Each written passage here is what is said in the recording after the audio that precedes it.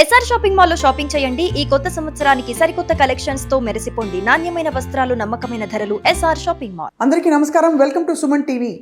మన భారతదేశం మహాపుణ్యభూమి అని ఎందుకు చెప్పుకుంటామంటే ఎందరో సత్పురుషులు అవధూతలు నడయాడిన నేల ఇది. జ్ఞాన సంపద ఉండే నేల ఇది. ఇటువంటి ఒక క్రమంలో అవతార పురుషులు, అవతారాలు, అలాగే పురాణాల గురించి తెలుసుకున్న తర్వాత మనకి 1854 సంవత్సరం దరిదాపుల్లో ఒక అవధూత ప్రత్యక్షమయ్యారు. ఆయనే షిరిడి సాయిబాబా. నిజానికి అప్పుడు దేవుడి కోసము, ఒక కొత్త దైవరూపం కోసము శోధించే సమయం కాదు. ఆయన దైవ స్వరూపులయ్యారు. నేను దేవుణ్ణని ఏనాడూ చెప్పుకోలేదు. ఆయన దైవ స్వరూపులు ఎందుకు అయ్యారు అంటే ఆయన చేసిన అనేక అద్భుతాలు కావచ్చు, ఆయన చెప్పిన సరళమైన మానవత్వపు విలువలు కావచ్చు, వీటన్నిటి వల్ల ఈరోజు షిరిడి సాయిని మనం ఒక సద్గురువుగా, ఒక అవధూతగా కొలుచుకుంటాం. ఈ మధ్య జరుగుతున్న వివాదాలు పక్కన పెట్టి ఇవాళ సాయి తత్వం ఏంటో తెలుసుకునే ప్రయత్నం చేద్దాం. సాయి తత్వంలో, సాయి భక్తిలో మునిగి తన జీవిత మార్గాన్నే మార్చుకుని, అలాగే షిరిడి సాయి బాబా వారి మీద ఎన్నో పరిశోధనలు చేసి వారి గురించి తెలుసుకున్న ఆచార్య మైనంపాటి ప్రసాద్ గారు నిజానికి ఒక ఆధ్యాత్మికవేత్త. ఎందుకంటే ఆయన జీవితం అమెరికాలో మొదలై అక్కడి నుంచి ఒక పూర్తి శాంతి, సంయమనం, అలాంటి ఒక ఇన్నర్ వరల్డ్, ఇన్నర్ జర్నీలోకి ఆయన జీవితం మలుపు తిరిగింది. వారితో మాట్లాడడం ఇవాళ మన అదృష్టం. సాయిరామ్ అండి, నమస్కారం.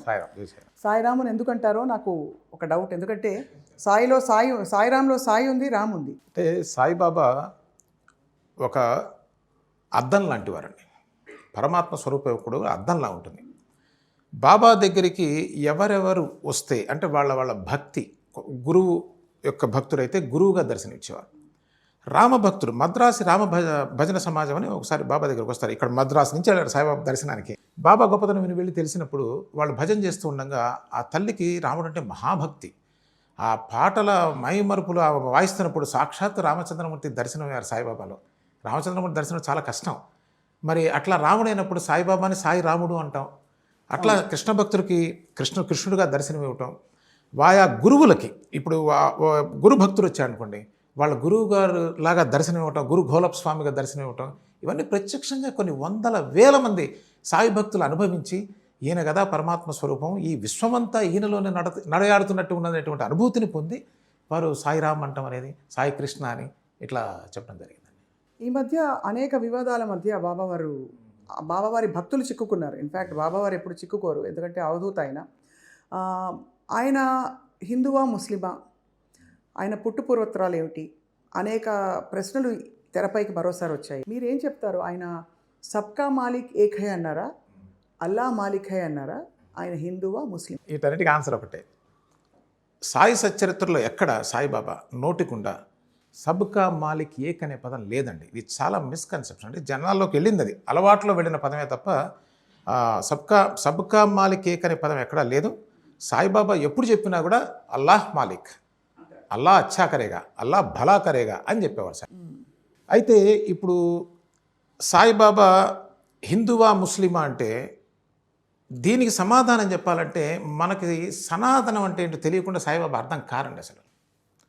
ఇక్కడ ఒక నిమిషంలో మీకు ఎక్స్ప్లెయిన్ చేస్తా. సనాతనం అనేది ఇప్పుడు తెలుగులో సనాతనము అంటే అర్థం ఏంటంటే, సనాతనం అనేది తెలుగు పదం కాదు. సనాతనము అనే దానికి మన తెలుగు అర్థం ఏంటంటే ఆది, మధ్య, అంతము లేనటువంటిది.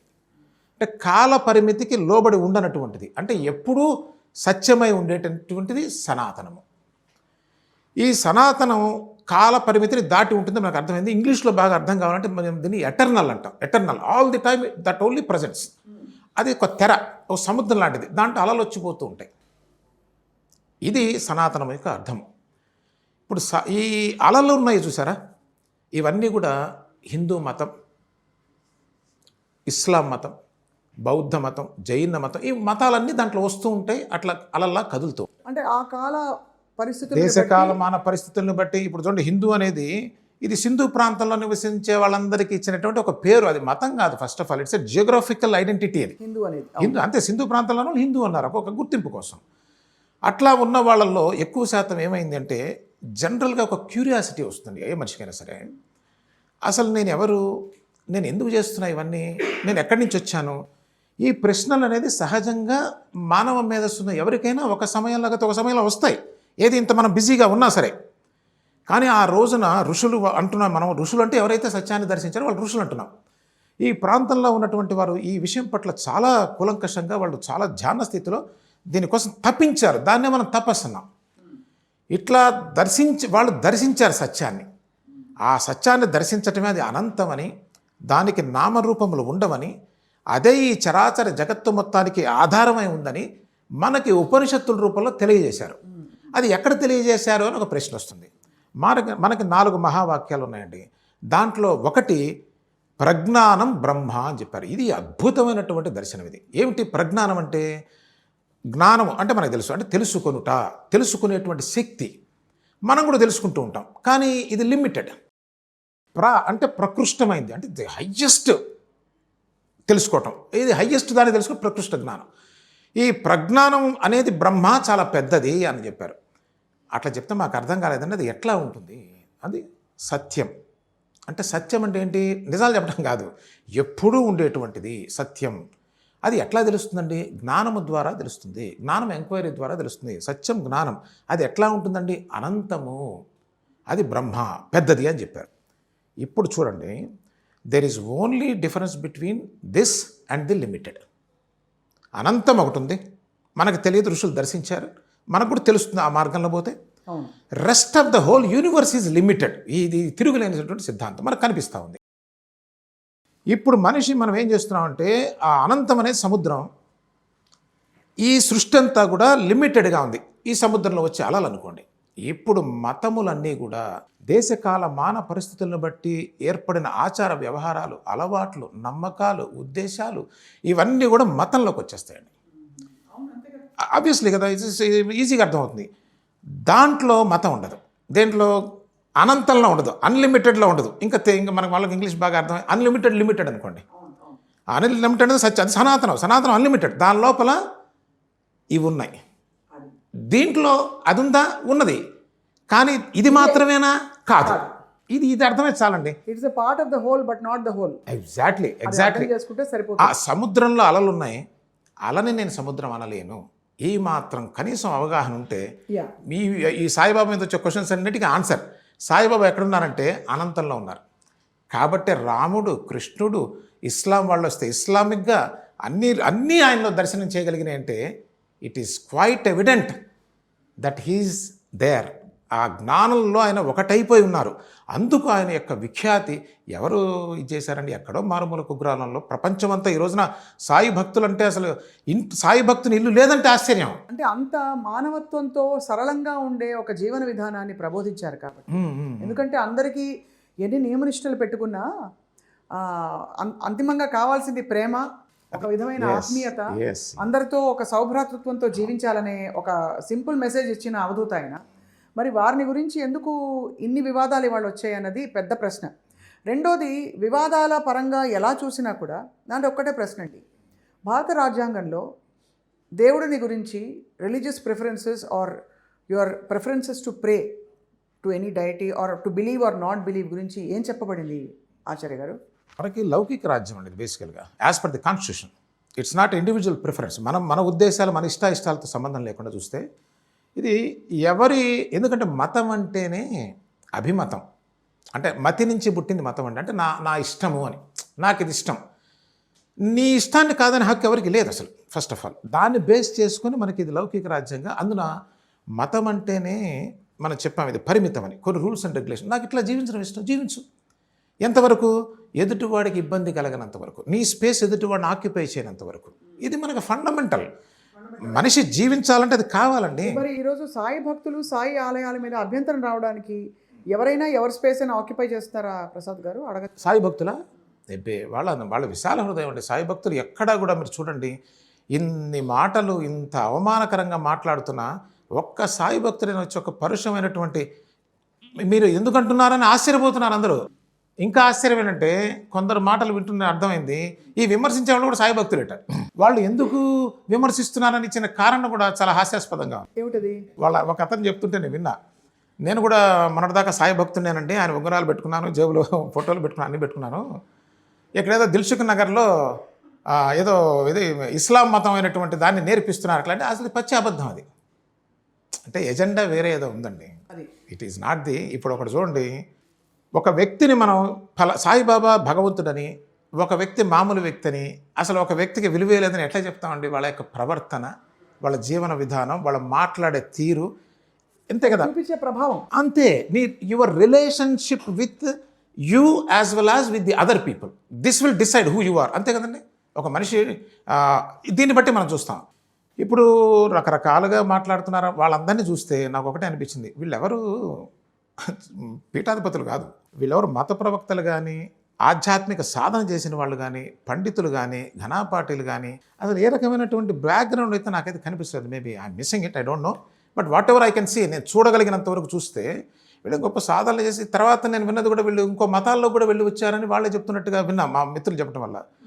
మరి ఇంత వాలటైల్గా ఉన్న మైండ్ ఎట్లా డిసైడ్ చేస్తుంది? వాళ్ళు సీజన్కి ఆ దేవుడు అనమాట. I don't no, we have to find out, we will find out. తెలుస్తుంది. ఆల్ దట్ అపార్ట్ ప్రసాద్ గారు, మనకి వివాదాలు కాకుండా యాక్చువల్గా మాట్లాడదాం.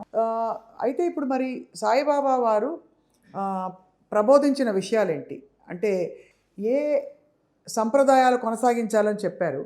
అలాగే ఇవాళ సాయి ఆలయాల్లో చాలా చోట్ల మనకి హోమాలు జరుగుతాయి. దాదాపు మనకు తెలిసిన, ఎందుకంటే మెజారిటీ భక్తులందరూ హిందువులే అంటే 90%. కాబట్టి అంటే వాళ్ళు ఇతర దైవాల్ని కొలుచుకుంటూ సాయిబాబాని కూడా కొలుచుకుంటారు చాలా మంది. కాబట్టి వాళ్ళకి హోమాలు, పారాయణాలు, వ్రతాలు, పూజలు, అభిషేకాలు, చండీ హోమం చేస్తారు బ్రహ్మాండంగా. మన చింతపల్లిలో చేశారండి అద్భుతంగా. అక్కడ అసలు అక్కడ ఉన్న గోవులు కానివ్వండి, వాళ్ళు చేసేటువంటి అక్కడ సాయిబాబా మందిరాల్లో కనిపిస్తున్న మనకి నిజమైనటువంటిది వాళ్ళ సేవ.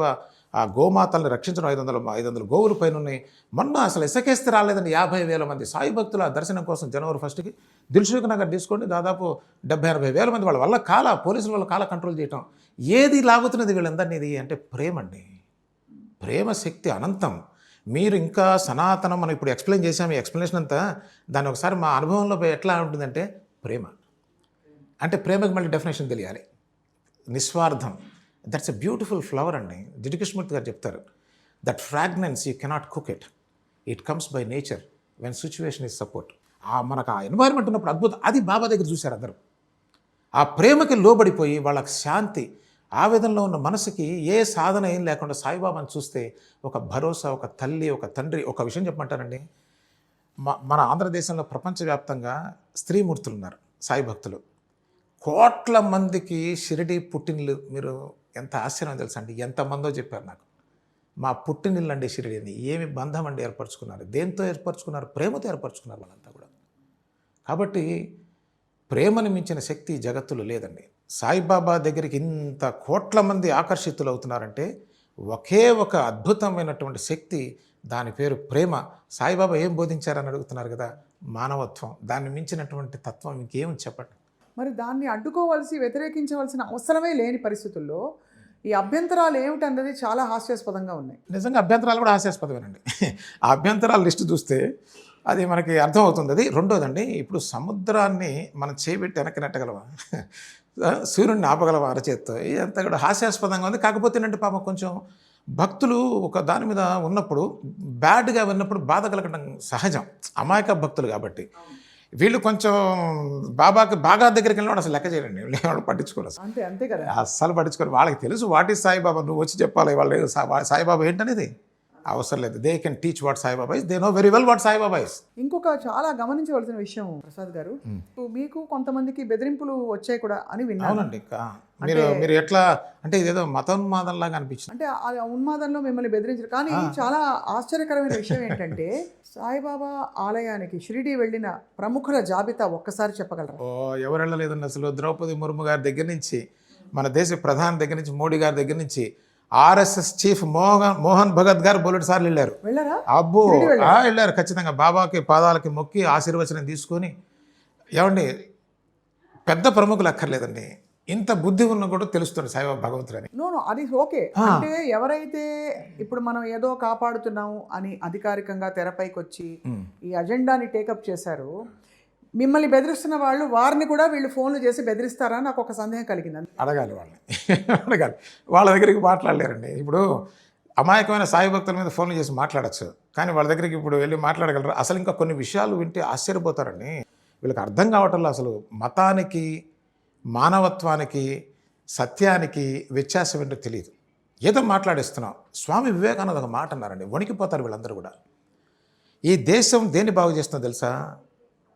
హిందూ ఏది మెదడు, ఇస్లాం శరీరం కావాలి దేశానికి అన్నాడు ఆయన. ఎందుకన్నారు ఆ మాట? అది అవసరం. దృఢత్వం కావాలి, మేధస్సు కావాలి. హిందువుకు ఉన్నటువంటి మేధస్సు ఈ ప్రపంచంలో ఎక్కడ లేదండి అసలు. ఎందుకంటే మనది చాలా విశాలమైనటువంటి ప్రేమతత్వానికి పెద్దపీట వేస్తుంది. ఏది? అద్వైతం. ఈ సత్య మార్గం అనేది అద్భుతమైనటువంటిది. ఈ జ్ఞానం లేకపోతే మానవ జీవితం యొక్క మనుగడే చాలా ప్రమాదం అండి. అందువల్ల అలా అని చెప్పి శరీరం బలహీనంగా ఉండకూడదు, దృఢంగా ఉండాలి. అంటే ఇస్లాం శరీరం, హైందవుని యొక్క బ్రెయిన్ ఈ దేశాన్ని రక్షిస్తుందని చెప్పారు. మరి స్వామి వివేకానంద తీసుకెళ్ళి పక్కన పడేద్దాం, ఎట్లా పడేస్తారు? ఇంకొకటి కూడా, ఇప్పుడు చూడండి, ప్రపంచంలో ఏదో ఒక ఆధిపత్య పోరుతో వేలాది మందిని దారుణంగా అన్యం పుణ్యం తెలియని వాళ్ళ సంబంధం లేదండి. దేశంలో బ్రతుకుతున్న వాళ్ళు దేశం మధ్య యుద్ధం జరిగితే కోట్ల మంది చచ్చిపోతారు. వాళ్ళకి ఎందుకు యుద్ధం జరుగుతుందో కూడా తెలియని వాళ్ళు ఉన్నారు. ఇవి మతపరంగా కానీ ఆధిపత్య పోరు వల్ల కానీ జరిగేటువంటి ఎక్కువ శాతం మతపరంగా. అవును కదా. మతం పేరుతో జరిగినటువంటి మారణహోమం ఇంత అంత కాదు. కానీ ఇప్పుడు ఈరోజు సాయిబాబా చెప్పేది మానవత్వమే మతం అని చెప్తున్నప్పుడు ఇది ప్రపంచానికి, మానవ జాతికి శిరోధార్యం కాదా అని అడుగుతున్నారు. కావాలి. ఇది లేకపోతే బ్రతకలేరండి. మానవులు బ్రతకాలంటే ప్రతి మనిషి సాయిబాబా యొక్క తత్వాన్ని అర్థం చేసుకోవాలి. ఆయన ఏం చెప్తున్నారు. నేను దేవుడిని చెప్పారండి సాయిబాబా వారు ఎప్పుడైనా? ఎవరు కూడా నేను దేవుడిని చెప్పరని చెప్పినా నమ్మరు. ఇప్పుడు రాముడిని మీరు దేవుడు అంటే నేను దేవుడు కాదని చెప్పారు, అయినా సరే పూజ చేస్తున్నాను. ఎందుకని? చెప్పినంత మాత్రాన ఎవరు, చెప్పకపోతే కాకుండా పోరు. దైవం అవునా కాదా అని ఎట్లా తెలుస్తుందంటే వారి యొక్క చర్యల వల్ల తెలుస్తుంది. చర్యలు, వారి అనుభవాలు, భక్తుల అనుభవాలు. ఆబ్వియస్లీ అవునండి, అవును. మీరు చాప్టర్ 3 చాలామందికి డౌట్ వస్తూ ఉంది కదా, సాయిబాబా అనే అసలు సిసలైనటువంటి భగవంతుడు అండి. ఆయన చాప్టర్ 3 తీసి చదవండి మహాశయ గారా. అందరూ కూడా చాలామంది సాయి భక్తులు కూడా కొంతమంది అంటున్నారు, సాయిబాబా దైవం ఎక్కడున్నారండి, బాబా గురువు కదా. నువ్వెందుకు నిర్ణయిస్తావు? సచ్చరిత్ర చదువు, అన్బయాస్డ్గా చదువు. సచ్చరిత్రలో క్లియర్గా రాసింది 3rd చాప్టర్లో బాబా స్వయంగా మాట్లాడిన మాటలని చెప్పి కొటేషన్స్తో ఉంది. మీకు కావాలంటే నేను పుస్తకం కూడా చదువు కూడా వినిపిస్తా, 2 లైన్లు. బాబా ఏం చెప్తారంటే దాంట్లో, మీరు ఎక్కడున్నా సరే నేను మిమ్మల్ని గమనిస్తూ ఉంటానని మీరు గుర్తుపెట్టుకోండి. నా స్థానం మీ హృదయంలో, ఈ చరాచర జగత్తు మొత్తం నేనై ఉన్నాను అని సాయిబాబా చెప్పినటువంటి పలుకులు మనకు కనిపిస్తాయి. ఇది భగవంతుడి లక్షణం కాదా? ఆయన యొక్క సర్వాంతర్యామిత్వం ప్రతి భక్తుడు అనుభవించిన తర్వాతే సాయిబాబాను పూజ చేస్తాడండి. ఆయన కూడా ఒక విధంగా చూస్తే he's a part but not the whole అని అనొచ్చా? No, he's whole. నేను దీనికి చక్కని ఒక వివరణ ఇస్తాను. సాయిబాబా నేను కూడా ఒక సందర్భంలో చాలా ఆలోచించానండి. ఏంటి ఇందరు పూజిస్తున్నారు, నేను పూజిస్తున్నానా? How do you know what is Saibaba? నా గురించి ఇప్పుడు మన గురించి మనకే తెలియనప్పుడు సాయిబాబా ఎట్లా తెలుస్తా అండి? ఇది ఒక కండిషన్, ఇది తెలియరు. Unless you understand who you are completely, you will never know what Saibaba is. అది నాకు తెలిసిన తర్వాత నాకు అర్థమైంది ఏంటంటే, సాయిబాబా ఈ సత్యం అని చెప్తున్నాం కదండి, సనాతనం, దాంతో ఏకాత్మం భావం పొందినటువంటి మహనీయుడు. దీనికి మనకు శాస్త్ర ప్రమాణం ఉంది. ఏమిటంటారంటే, బ్రహ్మవిద్ బ్రహ్మైవ భవతి అంటే దాని తెలుగులో అర్థం ఏంటంటే, బ్రహ్మను ఎవడు తెలుసుకుంటున్నాడో, అంటే తనను తాను ఎవరు తెలుసుకుంటున్నాడో వాడే బ్రహ్మము, అదే ప్రజ్ఞానం బ్రహ్మ అని చెప్పింది. ఈ సింపుల్ ఈక్వేషన్స్ అండి. ఇవి మన గురువుల దగ్గర నేర్చుకుని మనం సత్య మార్గంలో సంచరించి మన ఉద్దేశం చక్కగా ఉంటే అదే సనాతనం. అదే సనాతనం, సత్యమే సనాతనం. అందుకోసం నేను ఏమంటానంటే, సాయిబాబాని అసలు శిష్యులైన 16 అణాల సత్య సనాతనుడు. ఆయన్ని మించిన సనాతనం మనకు ఎక్కడ కనిపించదు. ఎందుకో చెప్పమంటారా? అనంతంలో మీకు లిమిట్స్ లేవండి, అనంతంలో మీకు పార్ట్స్ లేవు. సాయిబాబా దగ్గర గోడలు లేవు, ఏ గోడలు లేవు. అది ప్రశాంతము, గంభీరము, ఆనందము, అది అద్వైతం. ఇది సాయిబాబా, ఆయన విరాట్ స్వరూపం అండి అది. అందుకని ఆ స్వరూపం చూస్తే ఏ న్యూసెన్స్ గోలా ఉండదండి, హాయిగా మనిషి ప్రశాంతంగా బ్రతుకుతాడు. ఈ సమాజానికి ఎంతో మేలు ఎందుకంటే సాయి మందిరాలు చేసే సేవ చూడండి అసలు ఎంత చేస్తాయో. ఎంతమందికి భోజనాలైనా, వాళ్ళకి ఈ మెడికల్ క్యాంప్స్ అయినా ఎన్ని రకాలైనటువంటి సేవలు చేస్తాయో. మరి ఇవన్నీ ఎట్లా సాధ్యపడుతున్నాయి? ఆయన చెప్పినటువంటి మానవత్వమే కదా, ఆయన చెప్పినటువంటి ప్రేమతత్వమే కదా. దీన్ని ఎవరు ద్వేషిస్తారు ఆలోచించండి. మంచిని ఎవరు ద్వేషిస్తారు చెప్పండి. ఇక వాళ్ళు నిర్ణయించుకోవాలి. రెండవది, ఏదో పిల్లి శాపనార్థాలకి ఉట్టి తెగి పడదన్నట్ట పాతకాల సామెత. పిల్లి శాపం పెడుతున్నా ఉట్టి తెగిపోవాలి, ఎందుకంటే కింద పడితే పెరుగు తిందామని. అది ఉట్టి తెగదు, దీని గోలు తిందే తప్ప సాయిబాబాని అడ్డుకోవటం. అసలు సాయిబాబా దగ్గర రావటానికి ఎన్నో కోట్ల జన్మల సుకృతం ఉండాలండి. ఒక మహనీయుడి యొక్క పాద పద్మాల చెంత చేరాలంటే అంత తేలికైన విషయం చెప్పండి. అంత ఇదే. ఇంకోటి, సచ్చరిత్ర చదివా అరే నాయన, సచ్చరిత్ర చందమామ పుస్తకం కాదు. సచ్చరిత్ర ఒక గంభీరమైన అనంతతత్వాన్ని సూచన చేస్తుందండి. ఇంకొకటి కూడా చెప్తున్నా, చాలామంది అడుగుతున్నారు, ఏమంటే ఏం పుస్తకం, ఏమంటే పుస్తకాల్లో పరబ్రహ్మం తెలియదు. Kindly understand this. Don't look for ఈ ఎటర్నిటీని బుక్స్లో ఎట్లా చూస్తారండి? బుక్ పరిమితం కదా. పరిమితమైన మనిషి వ్యక్తులకి మెదడులకి ఏదో ఒకటి ఆ రూల్ బుక్ అవసరం. అది బిగినింగ్. కానీ సనాతనుడు అనంగానే శోధించే తత్వం ఉన్నవాడే సనాతనుడు. ఎగ్జాక్ట్లీ. తనకి తను సత్యం తెలుసుకునేవాడే సనాతనుడు. ఇది మనం ఒప్పుకోవాలి. దట్ ఈస్ అ బిగినింగ్ అంటున్నా నేను. మీరు పుస్తకం ద్వారా తెలుసుకుని ఖచ్చితంగా తర్వాత you must go beyond that. పుస్తకం చదివి తరించిన వాళ్ళు ఒక్క పేరు చెప్పండి మేడం, లేరు. ఇది బిగినింగ్ నేను అంటున్నా. ఐఎమ్ నాట్ డినయింగ్ బుక్స్ అండి. Book is like a beginning thing, ABCD. మీరు చదువుకున్నారు, చదివిన తర్వాత అస్సలైన బుక్ ఏంటి తెలుసా అండి? ఈ ప్రపంచంలో ఒరిజినల్ అన్టచ్డ్ సేక్రెడ్ బుక్ ఒక్కటే ఉందండి, that's you. If you really read your self, know yourself, you will reach, understand what Sai Baba is. అంతేగాని నా బతికే నాకు తెలీదు, ఏదో చందమా పుస్తకాలు చదివి అక్కడ ముక్క ముక్కడ. దట్స్ పుస్తకం ఎప్పుడు కూడా అండి. ఆయన ఏం చెప్తారంటే, తద్విద్ది ప్రణిపాతేన పరిప్రశ్ననే సేవయ, శ్రీకృష్ణ పరమాత్మ చెప్పింది. ఉపదేక్షంతితే జ్ఞానం జ్ఞాని నతత్వదర్శన. అంటే జ్ఞానం నువ్వు చదువుకుంటే రాదు నాన్న.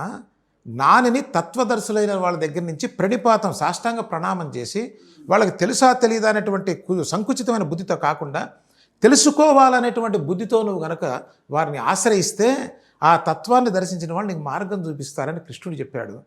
ఆ కృష్ణ శ్లోకానికే సాయిబాబా అర్థాన్ని అద్భుతంగా చెప్పారండి. క్షమించాలి ప్రసాద్ గారు, మిమ్మల్ని ఈ సదరు వ్యక్తులు ఎవరైతే మిమ్మల్ని హెచ్చరించారో, మిమ్మల్ని జై శ్రీరామ్ అనమన్నారు కదా, అనకూడదని ఏమన్నా బాబా వారు చెప్పారా? మీరు అనకూడదని ఏమన్నా నిర్ణయించుకున్నారా? అలాంటిది ఏమన్నా ఉందా? అసలు నిజమైన హిందూ అంటే ఎవరో తెలుసా అండి? సాయిబాబాని అర్థం చేసుకున్నవాడు నిజమైన హిందూ. ఎందుకంటే సనాతనం అండి. ఇప్పుడు ఎక్స్ప్లెయిన్, సాయిబాబానే సనాతనుడు, దాని లోపల రాముడు, కృష్ణుడు. మీకు జై అన్నమన్నా అంట, ఎందుకంటే మీరు భగవంతుడే. నాకు ఎవరిని చేయను? ఈ లైట్కి జై అంటావు, ఎందుకంటే కాంతి ఇస్తుంది. మన ధర్మం అండి, సనాతన ధర్మం అది. నీళ్ళకి జై అంటావు, నీళ్ళు లేకపోతే. ప్రతి దాంట్లో భగవంతుని చూసేటువంటి తత్వం నిజమైనటువంటి సనాతన ధర్మం అండి. కాకపోతే కొందరు పొరపాటు పడుతున్నారు అనిపిస్తుంది. సనాతనం లేబుల్ వేసుకొని అదేదో నాతంగా ఉంది, అది సనాతనం అయితే కాదు. చాలా సుస్పష్టంగా చెప్పారు ప్రసాద్ గారు. అయితే భక్తులందరికీ అంటే డెఫినెట్లీ మీరు అన్నట్టు కొంత భక్తి, కొంత నమ్మకం ఉండేవాళ్ళు చాలామంది ఉంటారు. అపారమైన భక్తి ఉండేవాళ్ళు చాలామంది ఉంటారు. సాయే జీవితం అని జీవించే వాళ్ళు ఉంటారు. ఇలా రకరకాల, ఎందుకంటే సాయి తత్వాన్ని తెలుసుకుని శోధిస్తున్న వాళ్ళు అటు ఇటు కూడా ఉంటారు. అంటే బేసికలీ గుడికి వెళ్తారు, సాయిబాబా గుడికి వెళ్తారు, రామచంద్రుని ఆలయానికి వెళ్తారు. అలా చాలామంది, అందరూ అన్ని విధాలా నాకు కావాలి, నా సంస్కృతిలో భాగం అని గర్వంగా చెప్పుకునే వాళ్ళు ఉంటారు. సో మీరు వారందరికీ ఏం చెప్తారు? ఈ జరుగుతున్న పరిణామాలను చూసి ఎక్కడా కూడా చెలించకుండా, నొచ్చుకోకుండా. అంటే ఒకటండి, ఇప్పుడు చెలించకుండా నొచ్చుకోకుండా అంటే మనం దాన్ని ఆపలేం. అది ఎందుకు వస్తుంది మనం చెలించడం, నొచ్చుకోవటం అంటే మనకి సాయిబాబా అంటే పూర్తిగా తెలియదండి. నేను ఇంకో విషయం కూడా చెప్పదలుచుకున్నా మన సుమన్ టీవీ ద్వారా. ఇప్పుడు వాళ్ళకి తెలియక సాయిబాబాని తప్పుగా మాట్లాడుతున్నారు. సాయిబాబాని ప్రేమిస్తున్నాం అనుకుంటున్న వాళ్ళు కూడా కొంత సాయిబాబా అవగాహనలో లోపం ఉన్నది. ఇదంతా ప్యూర్ అని మనం చెప్పడం లేదు. అందుకని కబీర్ దాస్ ఇద్దరిని తిట్టాడు. అట్లాగే సాయిబాబా తత్వాన్ని తెలియాలంటేనండి, అంటే ఇది చెప్పచ్చో లేదో నాకు తెలియదు, కానీ సాయిబాబా తత్వాన్ని మొత్తం మోసలాగా చేసి ఒక 30 సూత్రాల్లో దాన్ని నిబిడీకృతం చేయడం జరిగింది. సాయిబాబాని దేనికి కూడా అసోసియేట్ చేయడానికి లేదు. ఇది ఫండమెంటలిజం అండి. మీరు సాయిబాబా ఫలానా అంటే సాయిబాబా తత్వం ఎగిరిపోయింది. ఇది beyond identification, beyond Hindu, beyond Muslim, unlimited cannot be associated with anyone. All things will associated with the సనాతనం. ఇది పూర్తిగా తెలియాలంటే దీని మీద చక్కగా ఒక 31 సూత్రాలతో మన ఛానల్లోనే ఈ సాయిబాబా సత్య సనాతనం అనేటువంటిది రాయబడింది. దట్ ఈస్ ద ఫైనల్ అండి. దానికి ఒకటి కలపడం కానీ తగ్గించడం, ఎందుకంటే కంప్లీట్గా చాలామంది దీనిలో ఈ సందర్భంగా చెప్తారు. చాలామంది ఏమంటారంటే మాకు సాయిబాబా ఒకరు ఉంటే చాలు, మిగతా దేవీ దేవతలతో మాకు పని లేదండి. చాలా తప్పు. ఇది సాయిబాబా తత్వానికి వ్యతిరేకం. వీళ్ళు సాయి సచ్చరిత చదవాల్సిన అవసరం ఉంది. వీటి వల్ల ప్రమాదాలు వస్తున్నాయండి. ఇదేం పోటీ కాదు కదండి. కాదు, సాయిబాబా చెప్పారు ప్రత్యేకించి, మీ గృహమునందు ఏ ఏ ఆచార వ్యవహారాలు ఉన్నాయో అవి మీరు పాటించాల్సిందే. ఇప్పుడు ఒక ముస్లిం వచ్చాడు సాయిబాబా దగ్గరికి, వాళ్ళ ఇంట్లో ఏం చేస్తారు? అవి చెయ్యి. ఒక హిందూ వెళ్ళాడు, నాన్న నువ్వేం చేస్తావు? సంధ్యావందనం చేస్తావు, చెయ్యి.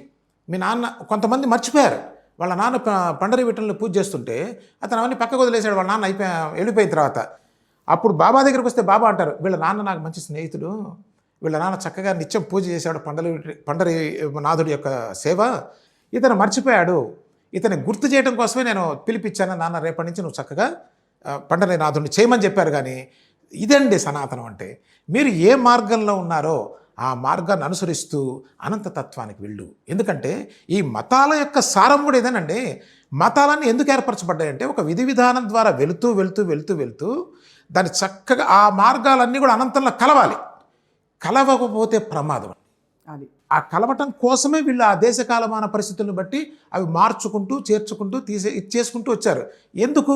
దానికి అలైన్మెంట్ కోసం, అనంతతత్వానికి అలైన్మెంట్ కోసం. అవును, అంతే కదా. ఆ మతం ఎప్పుడైతే అనంతతత్వానికి దూరం అయిందో అది ప్రమాదం, అది మతం కాదు. విశ్వశాస్త్రి గారు ఎప్పుడో రాశారు, వినే ఉంటారు మీరు పాట. మీరు మతమన్నది నా కంటికి మసకైతే, మతమన్నది నా మనసుకు మబ్బైతే, మతం వద్దు గీతం వద్దు మాయా మర్మం వద్దు, సూపర్. నారాయణ నారాయణ అల్లా అల్లా, వావ్. మా పాలిటి తండ్రి నీ పిల్లల మేమెల్లా. ఎక్సలెంట్. వేషాలు ద్వేషాలు చెప్పేదే మతమైతే, కలహాలు కక్షలు కలిగించేదే మతమైతే, మతం వద్దు గీతం వద్దు మారణ హోమం వద్దు అని పెట్టారు. సాయిబాబా తరచుగా అల్లా మాలిక్ అన్నారు కదా, ఆయన ముస్లిం కాకుండా ఎలా అవుతారు అనేటువంటి చాలా ప్రధాన. కాబట్టి ఆయన ముస్లిం కాబట్టి ఒక అన్య దేశస్థుడో అన్య మతస్థుడో అని, ఇది ఇక్కడ పుట్టి పెరిగిన మన సంప్రదాయం మన సంస్కృతి ఈ నేలకి చెందింది కాదు అనే ఒక భావన అయితే ఉంది. అది చాలా తప్పు అండి. అసలు యాక్చువల్గా సాయి సచ్చరిత్ర చదవాలి. అందుకోసమే చాప్టర్ 27 సాయి సచ్చరిత్ర పత్తినారాయణరావు గారు రాసింది, అదే ఒరిజినల్లో కూడా ఉంది. ఇదే చాప్టర్ 27లో ఒక సంఘటన జరుగుతుంది సాయిబాబా దగ్గర. ఇది చాలా అవసరం మన సాయి భక్తుల దగ్గరికి. అక్కడ రామదాసి అనేటువంటి ఒక భక్తుడు ఉంటాడు. ఆయన చాలా శిష్టాచార సంపన్నుడు. ఆ రామదాస్ చక్కగా స్నానం చేసి సంధ్యవార్చుకొని త్రిపురం పెట్టుకొని బాబా దగ్గరికి వచ్చి, ఆయన సాక్షాత్తు పరమాత్మ కాబట్టి ఆయన దగ్గర పారాయణ చేసేవాడు, విష్ణు సహస్రనామం ఇవన్నీ పారాయణ చేసేవాడు. ఈ పుస్తకాలను తెచ్చి పెట్టుకున్నాడు. పొద్దునే బాబా పైన కూర్చున్నారు, ఆయన కింద కూర్చున్నారు. ఈ శ్యామ అందరికి తెలిసినటువంటి భక్తుడే, ఆయన కూడా ఉన్నాడు. బాబా అన్నారు, నాకు కాస్త కడుపులో నొప్పిగా ఉంది, సోనాముఖి తీసుకురమ్మని చెప్పి ఈ డాక్టర్ ఇతను ఎవరు రామదాసిని పంపిస్తారు. రామదాస్ సరే బాబా చెప్పారు కదా అని వెళ్తాడు. తను చేసుకున్న అనుష్ఠానం ఆపేసి వెళ్ళంగానే బాబా స్వయంగా పైనుంచి దిగొచ్చి, ఇక్కడి నుంచి చాలా జాగ్రత్తగా వినండి, ఇది సాయిబాబా తత్వం. బాబా దిగొచ్చి మెట్ల మీద నుంచి ఆయన పుస్తకాల నుంచి ఒక విష్ణు సహస్రనామ పుస్తకం తీసుకుంటారు. తీసుకొని శ్యామ ఇట్రా, ఇదిగో నీకు ఇస్తున్న పుస్తకం నువ్వు చదువుకో అంటారు. శ్యామ అన్నాడు, మీకు దండం స్వామి. ఆ రామదాస్ అసలే కోపిష్టి, ఈ పుస్తకం కాజేయటానికి నేనే మిమ్మల్ని ఇన్ఫ్లుయెన్స్ చేసి తనని బయటికి పంపించానంటాడు. నాకు అసలు సంస్కృతం రాదు, నేనేం చేస్తాను ఈ విష్ణు సహస్రనామంతో, నాకొద్దు మీకు దండం పెడతాను అక్కడ పెట్టేయండి అంటాడు. అప్పుడు బాబా అన్న మాటలు చాలా గొప్పవండి. అప్పుడు బాబా అంటారు, శ్యామ నువ్వు చాలా పిచ్చివాళ్ళలాగా ఉన్నావు, అసలు ఈ పుస్తకం యొక్క గొప్పతనం తెలుసా? ఏ పుస్తకం? విష్ణు సహస్రనామం. ఈ పుస్తకం యొక్క గొప్పతనం తెలుసా? నాకు ఒకసారి గుండె దడదడలాడి ప్రాణం పోయేంత పరిస్థితి అయింది.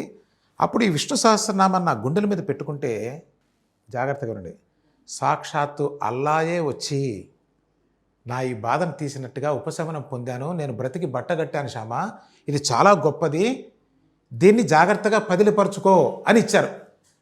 ఇంకా ఆలోచించమనండి, సాయిబాబా గురించి మాట్లాడేవాడిని. ఆయన అల్లాని ఎవరిని అంటున్నారో గుర్తు చేసుకోమనండి.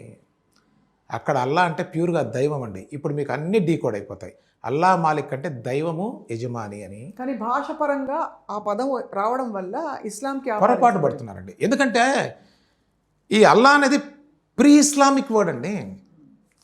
అల్లా అనేది అరబిక్ వర్డ్. అరబ్లో అల్లా అంటారు, పర్షియన్లో ఖుదా అంటారు, తెలుగులో దేవుడు అంటారు, ఇంగ్లీష్లో గాడ్ అంటారు. ఇది లింగ్విస్టిక్, నాట్ రిలీజియస్.